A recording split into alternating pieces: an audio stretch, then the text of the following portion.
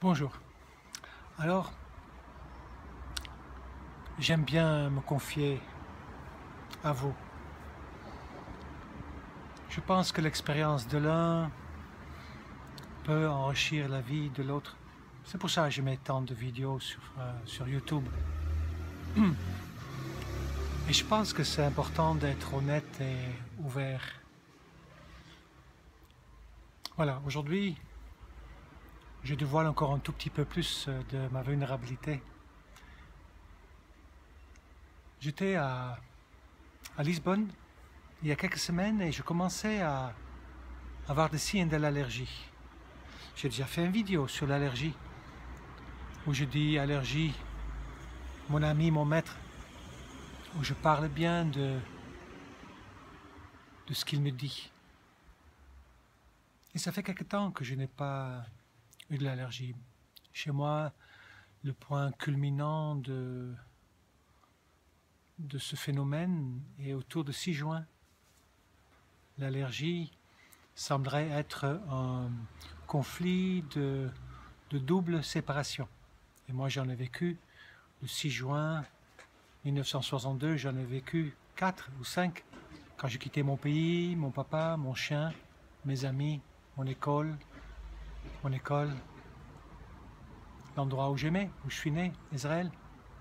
Donc c'est normal qu'à cette époque-là, des choses se passaient.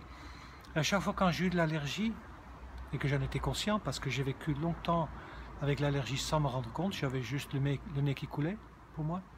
Mais depuis que je suis conscient que ça existe, on dirait que la vie l'utilise pour me faire comprendre une multitude de choses. Donc il a eu de rôles différents. Et là, après ne pas avoir été allergique pendant un bon bout de temps, ça a recommencé à Lisbonne, pendant que j'étais avec une amie.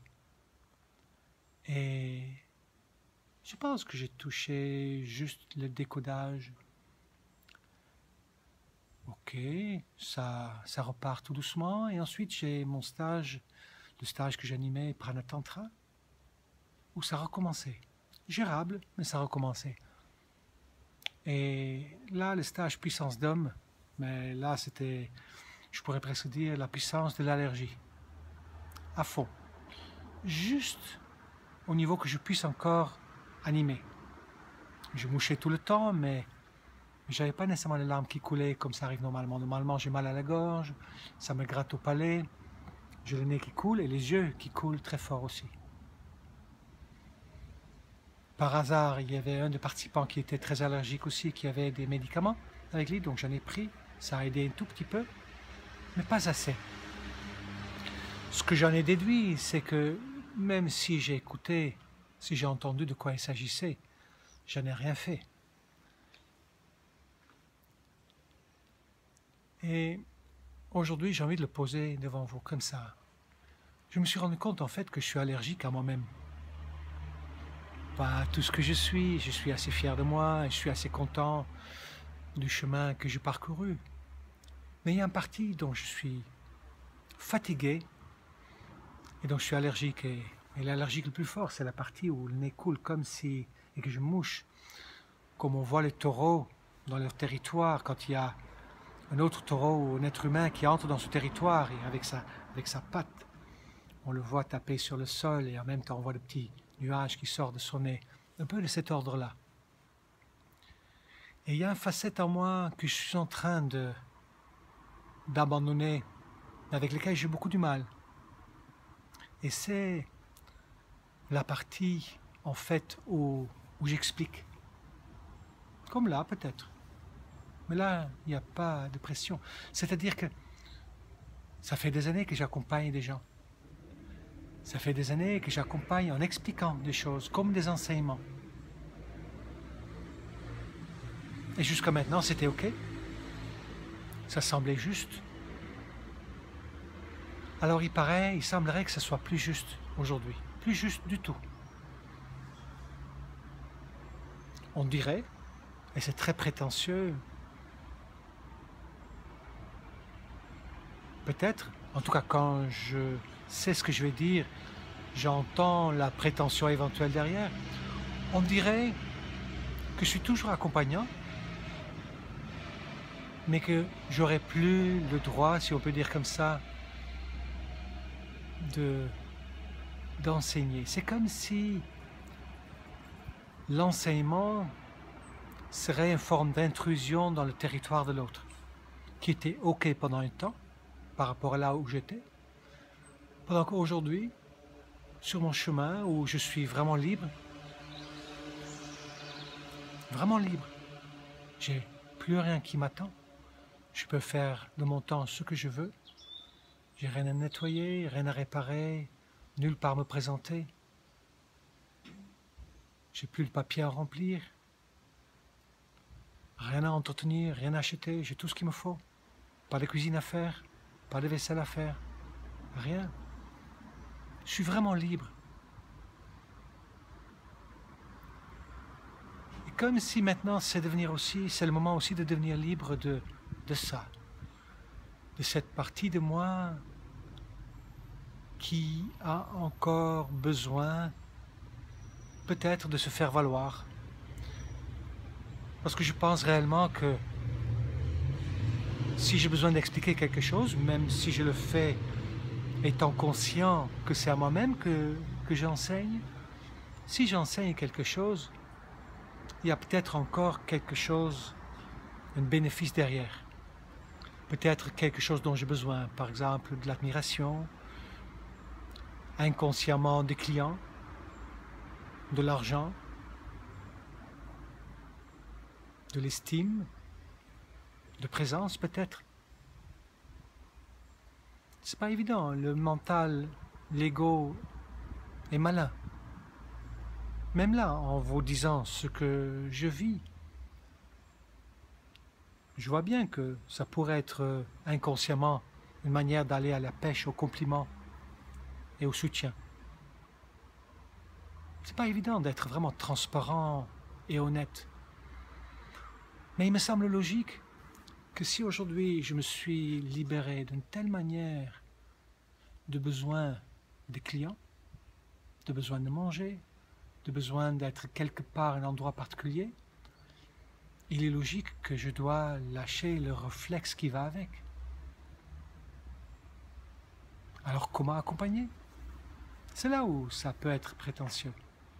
Si je ne peux plus dire, si je ne peux plus expliquer, j'ai passé ma vie à expliquer, c'est difficile. Mais peut-être il s'agit d'appliquer à 100% mon enseignement, moi-même. De ne pas entrer dans le territoire de l'autre. Parler de moi, avec le jeu, ce que je vis. Respecter l'autre comme j'aime être respecté. Pas intruser, comme j'aime pas quelqu'un intruse dans mon territoire. J'avais compris que quand je vais chez les gens, dans leur foyer, j'avais déjà compris qu'il s'agissait d'être Michael. Mais vraiment, tout simplement Michael. Pas l'enseignant, pas le thérapeute. D'être authentique. C'est là où la prétention prend sa place, peut-être, parce que ça fait très maître, en quelque sorte. Ça fait très, voilà, je suis Michael et tu vas comprendre. Si je continue à expliquer, c'est bien sûr que je doute de ça très fortement. J'aime pas trop les gens qui se prennent pour des cakes, pour des maîtres surtout. Je pense qu'un vrai maître crée des maîtres. Il est logique que si un vrai maître crée des maîtres, que je cesse, de toute manière que ce soit, consciemment ou inconsciemment, volontaire ou involontaire, que je cesse à essayer de créer des disciples, que j'essaie de ne pas créer les gens dépendants de moi. Je ne crée pas de disciples. Pas volontairement, pas consciemment. Actuellement, j'ai créé un réseau d'hommes pour qu'ils s'entraident. Mais je n'ai pas de place dans ces réseaux. Comme à l'époque, dans l'approfondissement que je proposais, je mettais des gens en lien, mais je n'avais pas ma place dans ce groupe. Mais il y a quand même quelque chose dans le fait d'expliquer, d'enseigner, quelque chose de l'ordre. Mais si je t'explique, et si je t'explique quelque chose dont tu as besoin, mais tu continueras peut-être à avoir besoin de moi. Peut-être l'étape suivante, c'est de me montrer à quel point je suis vraiment libre. Peut-être l'expliquer quand j'arrive quelque part, de dire voilà, je ne vais pas t'enseigner, je ne vais pas te faire des explications. Je peux uniquement te parler de moi, de ce que je vis quand je suis avec toi, quand je suis avec vous. Comment je vivrais la chose si j'étais à la place de ton compagnon, de ta compagne, de ton enfant. Et écoutez ce que tu as à dire. Écoutez et montrer comment j'écoute. Aujourd'hui, il s'agit de ça.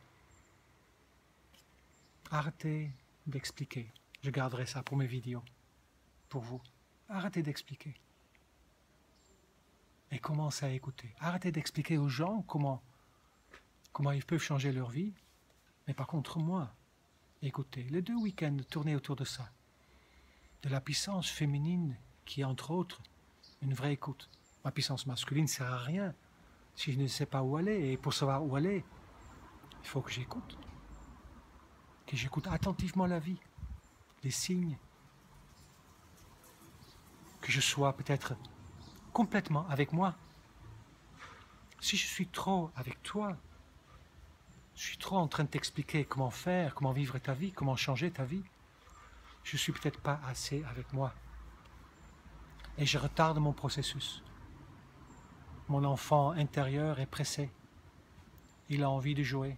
Comme vous l'avez compris, il a envie de s'allonger dans l'herbe, regarder les nuages passer. Il a envie de manger une glace, une sucette. Faire un câlin, faire une sieste. Rien faire. Lire une bande dessinée. Des choses tout simples. Peut-être c'est ça que je suis censé faire avec les gens. Je ne sais pas. J'ai seulement compris grâce à cette allergie qui est déjà partie. Je pense, j'espère. Car cette allergie, c'est ça que j'ai compris. Plus enseigner. Trouver une autre manière de transmettre, j'allais dire. Mais c'est faux. Non. Arrêtez de transmettre. Juste être moi. Juste être Michael. Qui construit son rêve. Qui fait vivre son enfant intérieur. Qui vit sa relation avec les gens chez qui il est. Alors je garderai sur mon site que je suis accompagnant. Je me présenterai comme ça, pour mon métier. Mais dans la réalité, ça sera, j'espère, à partir d'aujourd'hui, autrement. Je serai davantage à l'écoute de mon enfant intérieur. Et j'inviterai peut-être à l'enfant intérieur de celui ou celle chez qui je suis de venir jouer avec moi. Voilà, c'est ce que je voulais partager avec vous. Je vous souhaite une très très belle journée et à très bientôt.